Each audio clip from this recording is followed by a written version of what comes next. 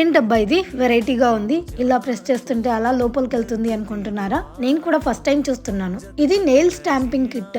డాలరామాలో just $1.40 కి దొరికి. ఎలా యూస్ చేయాలో చెప్తాను. ఫస్ట్ అయితే మీరు మంచిగా నెయిల్ పాలిష్ వేసుకోవాలి నెయిల్స్ కి. నేను evergreen combination black and white తీసుకుంటాను. ఈ నెయిల్ స్టాంప్ ప్లేట్ లో మీకు నచ్చిన డిజైన్ పైన నెయిల్ పాలిష్ వేసి ఎక్స్ట్రా నెయిల్ పాలిష్ ని స్క్రేపర్ తో స్క్రేప్ చేయాలి. తర్వాత స్టాంపర్ మీద నిదానంగా మనం అలా ప్రెస్ చేస్తే ఈ స్టాంప్ మీదకి ఆ ప్రింట్ పడిపోతుంది. అంతే.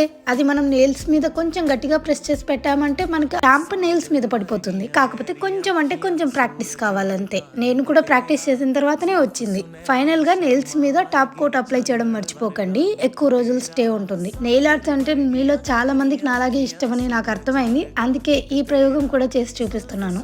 ఇది చేస్తున్నంతసేపు భలే అనిపించింది. ఫైనల్ లుక్ ఎలా ఉందో మీరే చూసి చెప్పాలి. ఈ స్టాంపర్ తోనే ఈ ప్రింట్స్ అన్ని వేసాను. ఇలా ఉన్నాయి నెయిల్స్ మీద అయితే.